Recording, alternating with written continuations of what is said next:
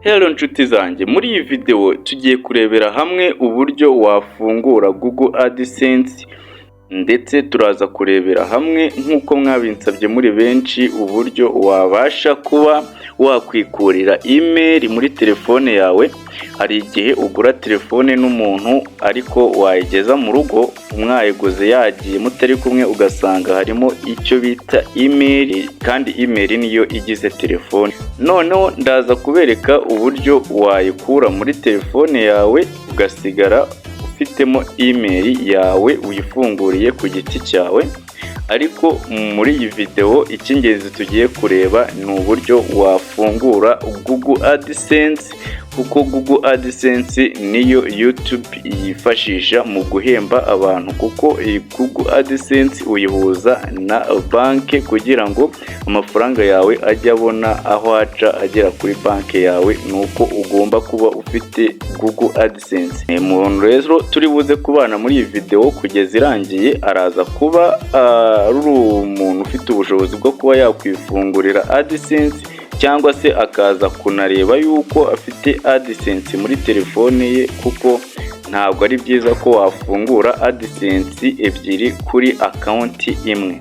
Rero reka dutangire. Nge tugiye kubana nitwa Cheatbig. Nimba ari ubwa mbere ugeze kuri iyi YouTube channel, kora subscribe, ufungure inzogera kugira ngo ujye ubasha kubona video tunyuzaho.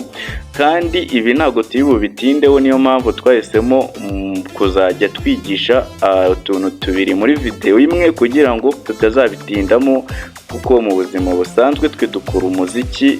Niyo mpamvu tugira ngo aya masomo dutanga atazatinda, azihute arangire vuba. Kora subscribe, ufungure inzogera, ukore like. Nubona iyi video hari ikintu yafasha bagenzi bawe ukore share uyiboherereze. Ubundi reka dutangire. Ugomba kuba uzi icyo bita Google Chrome iri muri telefone yawe, ugacekinga ko muri telefone yawe iyi YouTube application ya YouTube Studio wayisibye. Wamara kuyisiba ukaza ugafungura application ya Chrome. Dore ni iyi ngiyi, uraza uyifungure. Ukimara kuyifungura reka ibintu byose tubikuremo kugira ngo dutangirane. Wandike muti Google AdSense account, Google AdSense account, ukande enter. Noneho urascrollinga ujye kuri iyi link ya kabiri. Dore ni iyi ngiyi murakoresha, iyi niyo tugiye gukoresha. Uraza uyifungure. Ukimara kuyifungura, ngiye kubitewe nuko mfitemo AdSense kuri iyi Gmail, reka mpindure nkwereke uburyo urasanga bimeze. Rebo urasanga, kubera ko araba ari ubwa mbere uhageze, urasanga bimeze nk'uku nguku. Urasanga bimeze gutya, bakugeze mu ma email. Wewe urahita uhitamo email ugiye gufunguriraho AdSense. Mwitonde tugendane neza muri iyi video hataza kugira ibintu wangiza. Tayari hano bari kutubwira ngo let's get you started. Ukuvuga ngo reka dutangire. Hano hambere handitse your site, ni ukuvuga ngo bari kukubaza nimba ufite website, warabonye site. Ariko hano nimba ntayo, ariko weho uravivura kano kantu kanditseho ngo idoti have ya site. Ukuvuga ngo urakavivura bimere gutya, bigaragare ko nta site ufite. Ahanditse get more out of AdSense, bibaye byiza wafungura kano kemera yuko ibintu bizajya bituruka kuri AdSense bikugeraho nta kintu bitwaye. Hano handitse hano niho tugiye tayari, niho tugiye guhitiramo igihugu. Amabereke ugomba guhitamo igihugu urimo, nta kubeshya kuba guhari. Tugiye guhitamo igihugu. Hano niho uri bukande gutya kuri kano kantu, kuri rino jambo niho tugiye gukanda. kugira ngo tubashe guhitamo igihugu turimo. Urasikororinga uzamura uze urebe igihugu urimo. U Rwanda, nimba uri mu Rwanda uhitemo u Rwanda, nimba uri muri Kenya uhitemo Kenya, nimba uri mu Burundi urahitamo Burundi, bitewe n'igihugu urimo nicyo uri bukoreho nyine ushyiremo, kugira ngo bazabone uko bazakoherereza aderese yo kwemeza muri AdSense. U Rwanda nguru, kubera ko ngende mu Rwanda nirwo ndashyiramo, dore nguru, nta kindi ndakora, ndarukandaho. Nimara kurukandaho ndaza hano bampe oda cyangwa se bampe amakuru ndetse n'amabwiriza bigenga AdSense n'icyo ikora. Weho uraza hano handitse welcome to AdSense, usoma aya makuru yose, ibi byose amabwiriza n'amakuru ndetse n'ibindi byose birimo, ubisome. Nurangiza kubisomaho byose wabirangije, uraza uvivure kano kantu ukavivure,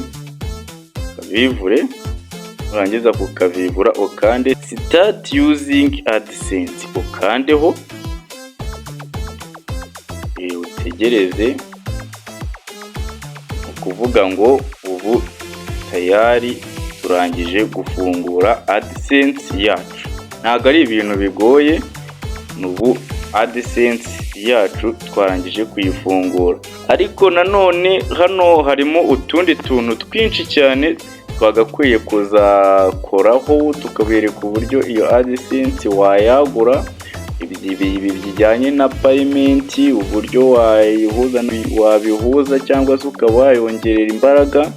Hari utundi tuntu twinshi cyane, site to AdSense, wabasha kubikonegita nyine na site warayiguhaye. Byose ni ibintu tuzagenda twigaho. Ubundi ndumva iki ngiki cyo kuri AdSense twaba dusubikiye ahangaha, tukazagaruka tubikoraho ikindi gice cya kabiri, mu buryo bwo kugira ngo video itaza kuba ndende cyane, kandi nabasezeranyije ko hari n'akandi kantu k'ingenzi mwansabye muri benshi ngiye kubereka. Reka iyi AdSense tuyisige hano. Ubu AdSense twamaje kuyifungura kuri Gmail yacu.